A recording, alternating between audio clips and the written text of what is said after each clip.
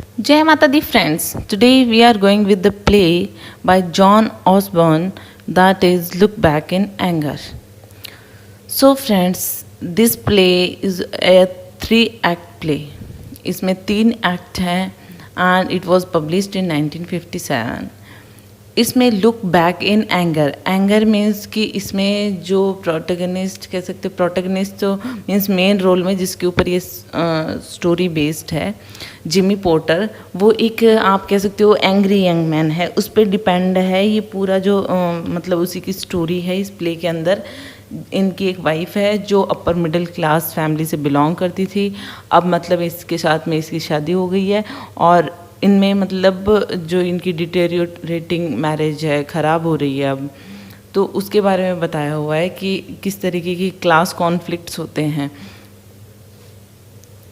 Characters की बात करें तो हम जिमी पॉटर की बात करें तो जैसा कि बताया कि एक एंग्री यंग मैन है, इस प्ले के 25 इयर्स के हैं ये, और ये मतलब हमेशा यही होता है कि अपर क्लासेस से हेट करना। इनको ऐसे लगता है कि जो अपर क्लास के लोग होते हैं उन्होंने कभी दुख नहीं देखे होते हैं, वो एक्चुअल ह्यूमन बींग्स नहीं होते हैं इसकी नज़र में, इसलिए इनकी हमेशा कॉन्फ्लिक्ट जो होती है वो अपनी वाइफ के साथ भी होते हैं। इनकी वाइफ का नाम है एलिसन पोर्टर। तो इनको हमेशा ऐसे लगता है कि ये मतलब जो ब्रिटिश अपर क्लास है इनकी भी मतलब काफ़ी निंदा करते हैं, टायरेट्स करते हैं कि मतलब ये सब कुछ इनको कुछ भी नहीं पता। एक्चुअल में तो ह्यूमन बीइंग वो होता है जिसने बहुत सारे इसकी तरह दुख सहे हों, जो लोअर क्लास से बिलोंग करता हो। एलिसन पोर्टर जो हैं इनकी शादी हो चुकी है जिमी से फॉर 3 इयर्स, मतलब 3 साल हो गए इनकी शादी को, और ये एक अपर मिडिल क्लास फैमिली से बिलोंग करती हैं। इनके पापा जो थे वो एक कर्नल, तो जिनका नाम रेडफर्न है, तो he was a colonel in the colonial service and the family lived in India until 1947 तक इनकी फैमिली रही थी before returning with his family to England. And Cliff Lewis की बात करें तो क्लिफ लेविस, इसको मैं फ्रेंड्स क्लिफ के नाम से बोलूँगी इस प्ले में। तो क्लिफ लेविस है, ये एक जिमी का फ्रेंड है जो इन्हीं के साथ में रहता है, सेम वर्क क्लास से बिलोंग करता है। हेलेना जो है ये एलिसन की फ्रेंड है, ब्यूटीफुल एलिगेंट एक्ट्रेस है जो इनके साथ में रहने के लिए आती है, कुछ दिनों के लिए रहती है, लेकिन बाद में ये जिमी की तरफ मतलब एलिसन के हस्बैंड की तरफ अट्रैक्ट हो जाती है।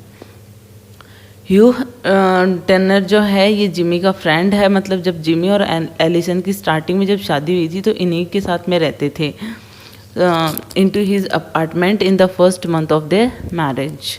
बाद में ये लोग क्लिफ के साथ में रहने लगे हैं। तो इनका रोल ज़्यादा नहीं है इनका टेनर का, ज़्यादातर बस यही 3-4 पर्सन्स हैं जो प्ले इनके रिवॉल्व करेगा।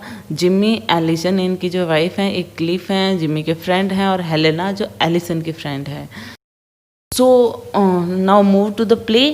तो जो प्ले है वो that was written in 1956 and published in 1957, 3-act play by John Osborne. And as I told you कि इनका जो पूरा ये जो प्ले है ये फोकस किस पे करता है, life and marital struggle of an intelligent और एजुकेटेड जो पर्सन होता है, young man, that is Jimmy Porter, उनकी जो मिडिल क्लास वाइफ हैं, upper middle class wife Alison. तो इसमें क्या दिखा रखे हैं, the navigate class conflict and deal with the deteriorating marriage in 1950s England, मतलब उस टाइम पे कैसा होता था 1950s इंग्लैंड में, उसको शो कर रहे हैं कि किस तरीके से क्लास कॉन्फ्लिक्ट्स मतलब अपर और लोअर क्लास में अगर शादी हो जाती है तो किस तरीके से हो रहे हैं, और इनकी शादी जो है वो भी ज़्यादा अच्छी नहीं चल रही है। ये जो कपल है ये अपने फ्रेंड के साथ में रह रहे हैं, क्लिफ लेविस के साथ में, an affable working class man and Jimmy's long time friend. Affable हम कहें तो बहुत अच्छे मतलब नाइस नेचर्ड है, मिलनसार इंसान है क्लिफ। इसमें जो 3 एक्ट हैं, इसमें फर्स्ट एक्ट की तरफ मूव करें तो इसमें जो ओपन होता है जब प्ले, तब संडे है और इन अप्रैल, और जिमी और जो क्लिफ हैं दोनों जो फ्रेंड्स हैं वो न्यूज़पेपर पढ़ रहे हैं, और एलिसन जो है वो आयरन कर रही है कपड़ों को। उसी टाइम जिम्मी जैसा कि मैंने बताया एंग्री यंग मैन है, हॉट टेम्पर्ड है काफ़ी, तो उसने मतलब प्रोवोक करना स्टार्ट कर दिया क्लिफ और एलिसन को। उसको कहा सुनी करना, दूसरों को डांटना फटकारना अच्छा लगता है, मतलब उसका नेचर ही ऐसा है। लेकिन क्लिफ का मतलब बहुत अच्छा नेचर है, वो उसको कुछ ज़्यादा बढ़ावा नहीं देता है। लेकिन जिम्मी अपनी वाइफ को प्रोवोक करता है, उसकी फैमिली, वेल हील्ड लाइफ जो उसकी शादी से पहले थी, उनकी बातें करता रहता है, वो उसको भड़काता रहता है। तो ये इस चीज़ को भी मतलब डिस्प्ले कर रहा है ये जो जिम्मी है, कि उस टाइम जो इंग्लैंड में किस तरह की होते थे, मतलब पुरानी जो लाइफ होती थी वो इंग्लैंड्स पावरफुल पास्ट के बारे में के बारे में बता रहे हैं यहाँ पे। एलिसन जो है वो जिम्मी को जो भी वो कह रहा है, इसको मतलब दोष वगैरह दे रहा है कि तुम्हारे फैमिली ये वो, तो वो इनको अवॉइड करती है, वो चाहती है शांति से। लेकिन यहाँ पे इन दोनों के अंदर इस पीस के चक्कर में कि मतलब बात को सुलझा दें, तो क्लिफ और उसके अंदर थोड़ी सी जिम्मी के अंदर हाथापाई हो जाती है हल्की सी, और वो मतलब रन करने लग जाते हैं एलिसन की तरफ से, और उसके पास में जाके गिरते हैं, तो मतलब उसको भी धक्का लगता है थोड़ा सा। तो वो क्या होता है कि इंसिडेंटली क्या हो जाता है, वो गिर जाती है, और जिम्मी जो है वो सॉरी करता है, मतलब सॉरी बोलता है एलिसन को इस इंसिडेंट के लिए। बट एलिसन जो है वो उसको, Alison makes him leave the room, मतलब उसको गुस्सा आ रहा होता है इस वक्त उसके नेचर पे। उसके बाद क्या होता है कि जैसे ही वो वहाँ से जाती है उस रूम से, तो क्या देखते हैं कि वो बताने की कोशिश कर रही है, क्योंकि वहाँ से जिम्मी तो चला जाता है और वो क्लिफ को बता रही है। क्या बता रही है, जो एलिसन है वो प्रेग्नेंट है, और ये भी बता रही है कि उसने अपने हस्बैंड को अभी तक नहीं बताया है कि वो प्रेग्नेंट है। तो मतलब ये जो ऑडियंस है उनको ये चीज़, मतलब जैसे हम अगर रीड करें प्ले, तो हमें भी थोड़ी अजीब लगेगी कि उसको जिम्मी को पहले बताना चाहिए था, वो किसी और को क्यों बता रही है। लेकिन उसको ये लग रहा था कि पता नहीं जिम्मी कैसे रिएक्ट करेगा, इसलिए। और फिर जब ये बातें सब कर रहे होते हैं, काफ़ी क्लोज होते हैं क्लिफ और एलिसन, तब जिम्मी आ जाता है और वो देखता है, लेकिन उसको कुछ ज़्यादा अजीब नहीं लगता, बिकॉज़ ऐसा उनकी सोसाइटी में नॉर्मल था उसके लिए। लेकिन फिर बाद में मतलब जब वो रीएस्टेब्लिश करने की कोशिश करता है जिम्मी, मतलब सारी जो लड़ाई है वो ख़त्म करने की कोशिश करता है, वो उसके साथ प्लेस स्टार्ट करना, थोड़ा सा मतलब टीजिंग वगैरह स्टार्ट करता है एलिसन से।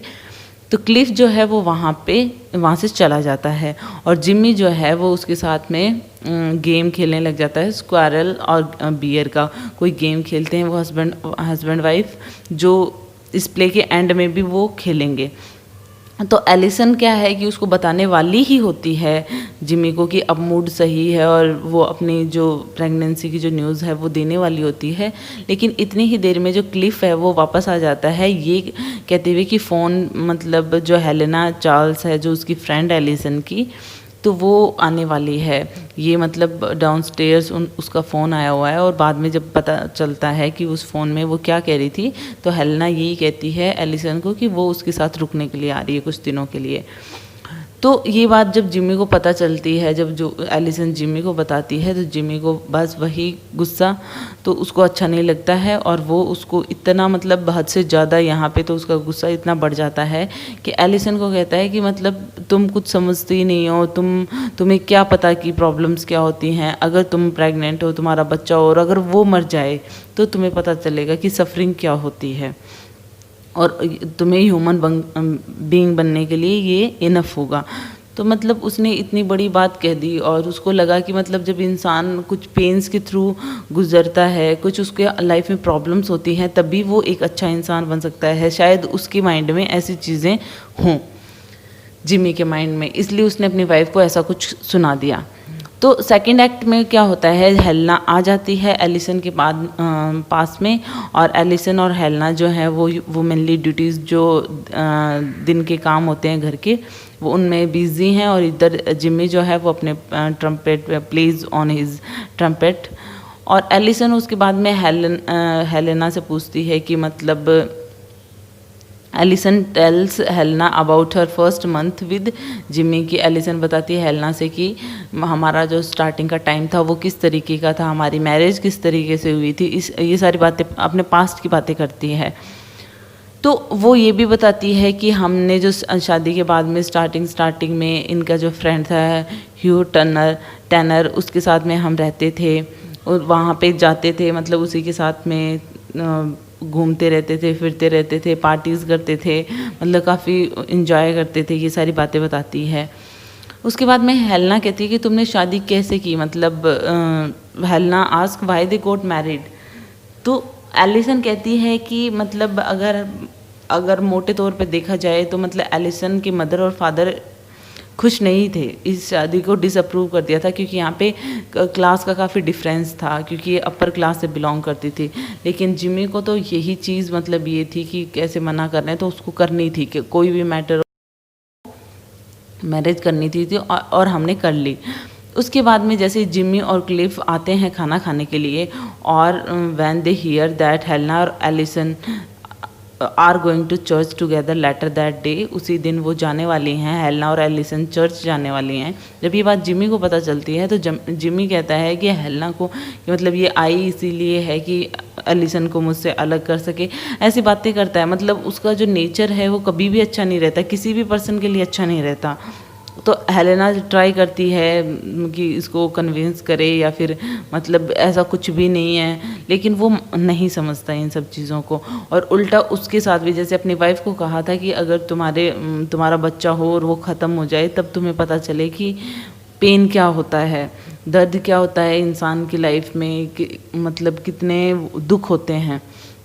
उसी तरीके से यहाँ पे अपनी जो एलिसन अपनी वाइफ की जो फ्रेंड है हेलेना, उसको भी यहाँ पे यही सुनाने लग गया कि तुम्हें क्या पता कि मतलब तुमने कभी किसी को मरते हुए देखा है क्या, तुम्हें क्या पता, मैंने अपने फादर को देखा है मरते हुए देखा है। जब उसको इतने सारे वुंड्स आए थे, जब स्पेनिश सिविल वॉर में उन्होंने लड़ाई की थी, उस टाइम पे जब वो सिर्फ 10 साल का था, उसने उन वुंड्स के कारण अपने फादर को मरते हुए देखा है। तो ये सारी चीज़ें हमें लाइफ के बारे में बहुत कुछ बताती हैं। तुम्हें अभी लाइफ के बारे में पता ही क्या है, ऐसे बातें बोलता है वो हेलेना को और एलिसन को। तो यहाँ पे वापस से उसका जो नेचर है वो सामने आता है जिमी का, कि ये किस तरीके का पर्सन है। और हेलेना भी ऑब्जर्व करती है कि एलिसन ऐसे पर्सन के साथ में कैसे रह रही होगी। और फिर इस सीन जो सेकेंड सीन के एंड में आते आते क्या होता है, तो जिमी चला जाता है एक टेलीफोन अटेंड करने के लिए, और जब वो जाता है तो हेलेना एलिसन से कहती है कि मैंने तुम्हारे फादर मतलब कर्नल रेडफर्न को एक मैसेज कर दिया है कि वो आएंगे और तुझे लेके जाएंगे। तो एलिसन प्रोटेस्ट नहीं करती है कि मुझे नहीं जाना, या तुमने मेरे से बिना पूछे कैसे बुलाया मेरे फादर को, क्योंकि मे बी वो भी उब चुकी थी ऐसी लाइफ से। तो वो क्या करती है कि वो इस चीज़ पे मतलब प्रोटेस्ट नहीं करती है, आप समझ सकते हो कि वो एग्री होगी। तो जिमी जब वापस आता है तो वो कहता है कि टर्नर की मदर का फ़ोन था, ह्यू टर्नर की मदर का, ह्यूज मॉम, एंड वो एक वर्किंग क्लास वुमेन है जो उसने कैंडी स्टॉल पे जो काम करता है जिमी, उसका फ्रेंड जो क्लिफ, उनका सेम बिजनेस है। तो उनमें काफ़ी उसने हेल्प की थी उसको बिजनेस सेटअप करने के लिए, काफ़ी हेल्पिंग लेडी है और काफ़ी अफेक्शन मतलब काफ़ी उसको मन में रखती है, प्यार दुलार से, मतलब काफ़ी अच्छे रिलेशंस थे उसकी मदर के साथ में, बेटे की तरह रखती थी। तो उसको वो कहता है कि मुझे उससे मिलने जाना है because is dying of a stroke and I want to meet her. तो लेकिन यहाँ पे एलिसन और जो है ये हॉस्पिटल नहीं जाके कि ये कन्विंस करता है कि तुम्हें हॉस्पिटल में चलना चाहिए मेरे साथ, लेकिन ऐसा कुछ होता नहीं है। Instead she goes to church.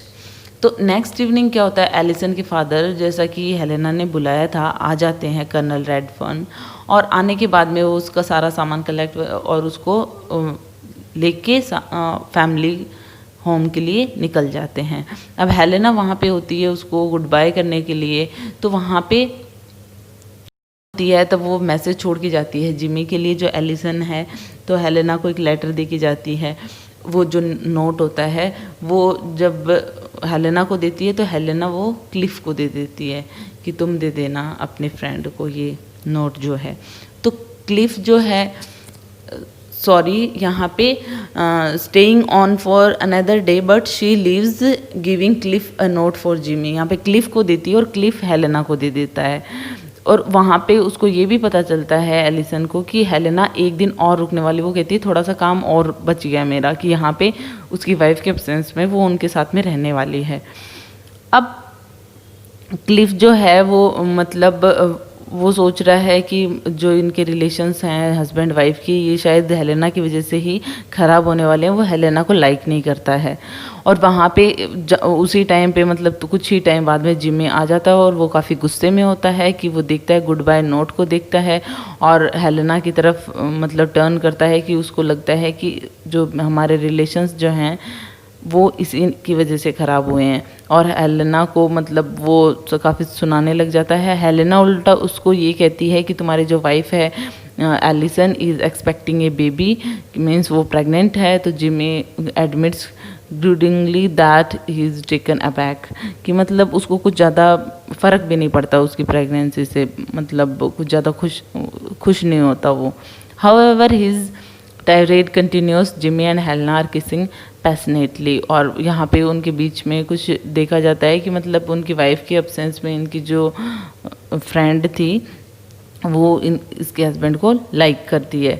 Act third में ये चीज़ें ही होती हैं कि इनको ऐसे लगता है कि इसमें यही दिखाया जाता है कि जैसे हेलेना ने एलिसन की जगह ले ली हो।